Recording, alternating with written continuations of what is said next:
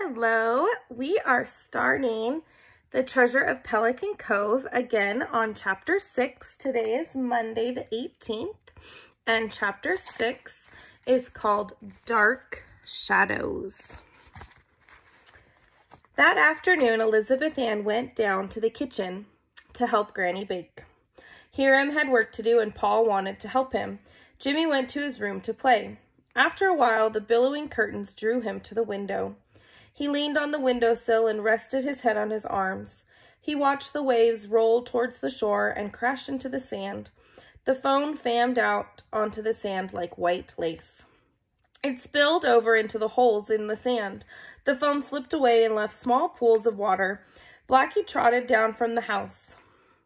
He stopped to sniff one of the pools. He barked sharply, backed up, and shook his head. Blackie laughed. He leaned further out the window. "Gotcha, Blackie," he yelled. "What was it, a crab?"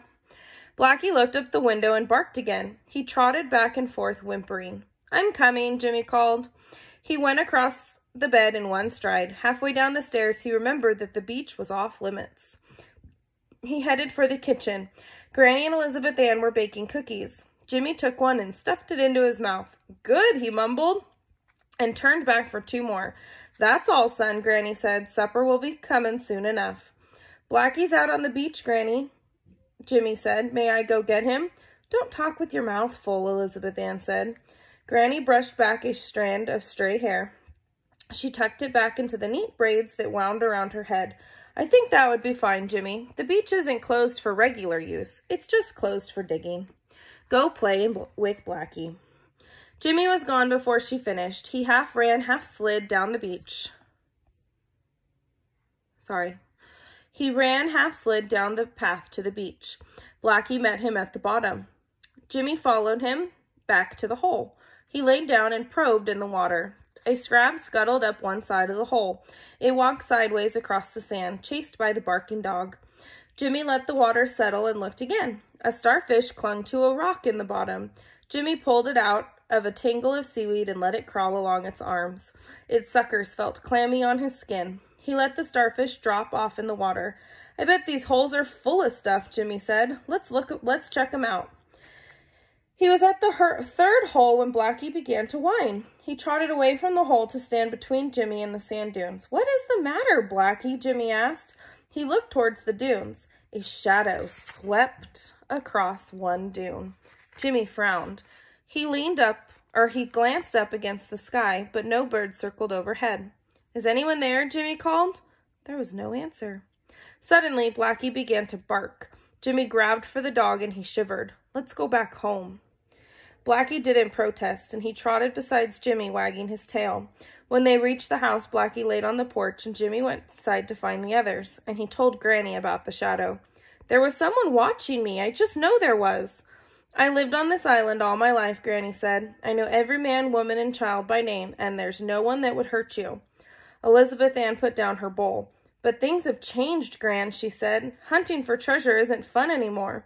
"Do you want to give up?" Granny asked. "Not yet," Elizabeth Ann admitted, "but I wish everything was back to the way it used to be." "Perhaps it will be," Granny said. "We've got some things to straighten out at the meeting tonight." But the meeting didn't turn out the way Granny expected. Miss Abbott was on the town council. So were Cullen Ludwell, Ramon Correz, and Tom Hadmore. Every one of them had been digging on the beach. The speeches were long and loud. In the end, the council voted to divide the beach up into sections and only allowed digging by hand. Granny stood up when the markers were passed around for drawing lots. "I'll have none of this," she said. "Hiram, you can stay if you want, but I'm taking the children home." "I'm with you," Hiram said. "Granddad's treasure is beginning to have a bitter taste." Jimmy looked at Hiram. "Like a drink all shook up and gone flat," he said. Hiram gave him a surprised look. "Right, Jimmy, just like that." That night during devotions, Granny read the story from the Bible that told about Rachel's taking her father's household idols. Jimmy listened hard to what Granny was saying about greed, but he didn't understand what Rachel's idols had to do with what was happening on the beach. The next morning, they sat on the porch and watched the council members divide the beach into sections. Each section had a number. People lined the road along the beach. They were burdened down with all types of tools. They carried water jugs and umbrellas. And each person held a numbered card that would match a numbered lot. Looks just like a gold field, Hiram said. Watch now, you're about to see a gold rush. When the signal was given, the people poured over the dunes, each one heading for the section that matched his number. In a matter of minutes, sand was flying into the air. Jimmy stared, Paul stalked back and forth, and Elizabeth Ann moaned. Oh, I wish Jimmy had never found that jewel. They're going to ruin summer. Maybe not, Hiram said slowly. A chuckle began deep in his throat. They are clearing all those sections mighty fast. Look at Nat McDougall use that shovel. I never thought I would ever see that man work so hard. Granny smiled. It does look like some good exercise. They'll all get some profit from it. After all, sore muscles, that is. And muscles were sore by late afternoon. The sections had been mostly cleared, too. Tired and discouraged people headed back up the sand dunes. Only a few remained to argue. If you had let me use my dozer, we'd have found something, Jake insisted. The vacated holes attracted Blackie. The dog trotted down the path. He was nosing around Jake's section when one of Jake's workers saw him. Get that dog out of here, he shouted. He ran towards Blackie, waving a shovel. Jimmy lunged off the porch. He headed down to Jake's section, screeching, Don't touch my dog! Hiram and Paul were right behind him. Jimmy, they yelled. They caught up with him at the hole Jake had dug. Jimmy was holding Blackie by the collar and glaring at Jake and the man who held the shovel. The man had a tanned face and stringy-looking dark hair. Go on, kid, Jake said gruffly. We won't hurt your dog. Hey, aren't you the kid that found the emerald? Said the man with the shovel. Jimmy didn't answer. He backed away, still holding Blackie. Then that's the dog that brought it to you, Jake said thoughtfully.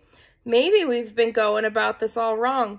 Maybe we need your dog. He'll lead us right to the treasure.